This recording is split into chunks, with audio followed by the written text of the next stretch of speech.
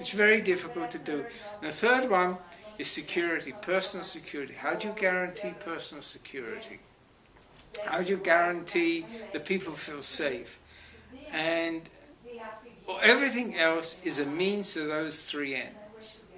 Okay, the three ends I just said is survival of Brazil, stability of Brazil, security of Brazil.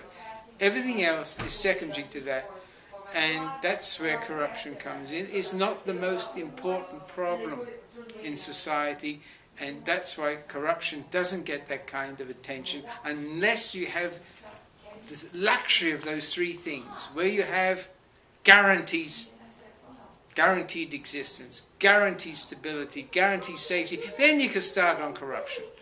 But unless you have those three things, you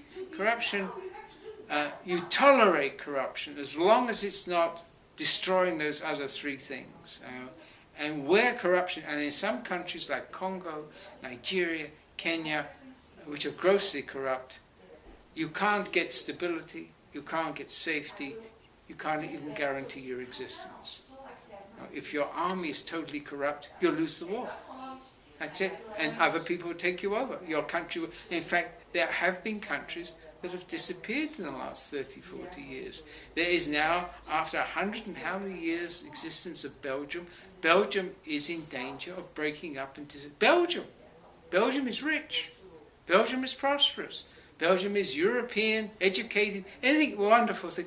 But there are two different peoples in Belgium who actually cannot get on, have never gotten on, and they want to break away, form two different states. And then now we talk about Yugoslavia. Yugoslavia is now in 5, 6 different states, and we talk about the Soviet Union, now 13 different states. It's not, you don't survive. That's the point. Survival. Soviet Union didn't survive. Well, the one I have in mind is, will communist China survive without breaking up? Because China is not composed just, quote, of Chinese. It has many different peoples in China, many different religions, many different languages, quite different one from another. They don't really get on. And that's why the central government in China has always imposed autocracy. There's no democracy there. You have democracy, there won't be a China. Simple as that. And if you want our China, you don't have democracy. Now Brazil is no, I don't want to go into the individual problem. Brazil is a huge country.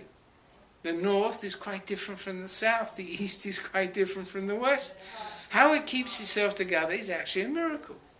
Now you may call it corruption, but that may be part of what you may call or feel is corruption, is you can't survive without it, which is a crazy thing. So it's not considered to be corruption, quote, by those in the know.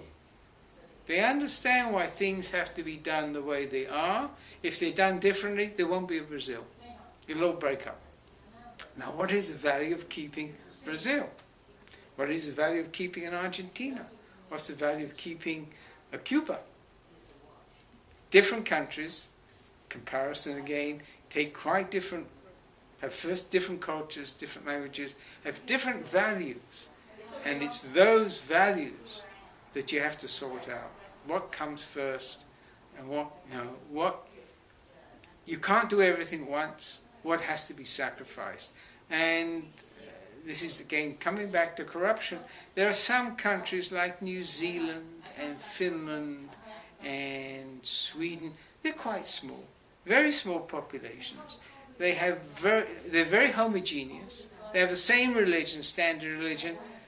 They have years to practice integrity. They're rich. Okay, they haven't been involved in many cases in war or sacrifice or destruction. They can afford to tackle corruption, and they've done it extremely well. And that's why you can say it's nice to go to those places because you don't have to bribe anybody and all the other things. No underground economy. It's very nice and very above board, but they're very small, very isolated. They've had many years of educating their peoples in what, quote, correct behavior. But if you're not a Protestant or you're not something else, you may say, I don't want that kind of society. I don't believe these people are all terribly materialistic. We're not. And we value, take a case like a very poor country, Bhutan. You never hear about Bhutan. Bhutan, okay, but it's highest on the happiness index. On all the surveys taken of how many people are happy. Bhutan, the people are the happiest people in the world. They're poor, they're suffering, they're starving, but they're happy. Because they're not materialistic. They actually prefer spiritual values. And they're happy. Peace of mind counts for them more than owning 2 refrigerators or a car. And in other words, you have to be from Bhutan to understand it. And if you're not from Bhutan, you say, I don't want to live like that. I think these people are crazy, crackpots, okay? If I'm an atheist, these people are all stupid, okay? Because they believe in something that you don't believe in. And that's comparison. And that's why it's terrific to enjoy, to study other countries. Partly sometimes it confirms your own beliefs, yes. Other times you're actually challenged and you have to really think and say, hold it. What made me believe what I did? And maybe my answer is not quite what it ought to be. And that is the purpose of education. That's the purpose of intellectual endeavors. That's the purpose of doing good business. I mean, I'd end with a very practical thing. You study comparative administration and you know what to expect when you go to another country, bribery or in contracts and the rest. But you also understand they don't shake hands. If you offer your hand to shake them, it's a great insult, but you must know that before you go there. The moment you give out your hand to be shaked, they look at you as a foreigner, they look at you with great suspicion, they don't listen to you. So if you want to do business, you learn in certain countries, you don't shake hands, you don't even point your finger, you don't even touch somebody on the shoulder, or worse still, in some countries, on the head. You touch anybody on the head, you're finished. It's the greatest insult you can suffer in that society. So you better learn these things before you travel. Otherwise, stay in Brazil. Otherwise, you won't go anywhere. You'll make some terrible mistakes, and you won't even know. And nobody in that sense, they're all polite.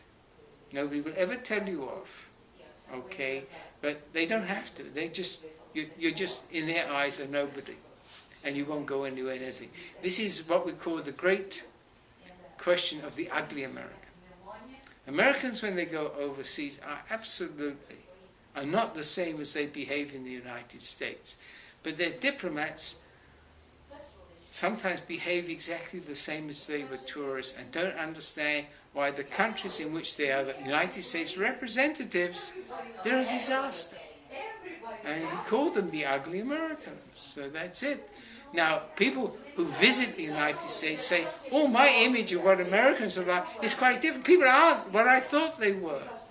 And you say, yes, they're not like the portrayal of Americans outside, which is pretty ugly, and for good cause, because most of the people in America are not rich, they don't flaunt their wealth, and so on.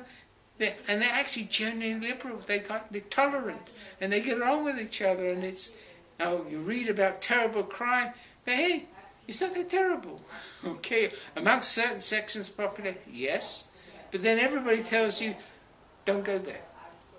You can avoid it. And of course, those who hear this immediately go there to find out why. Of course, then they get to find what crime is like. But then the same would happen if you went to Sao Paulo or the wrong parts of Rio de Janeiro. Exactly the same. You're told not to go, or not to go at night or whatever. And if you do, nobody's going to protect you. It's your own fault. So I do wish you well. Comparative is, you can never exhaust comparison. Even to compare Brazil with any other country in South America, that alone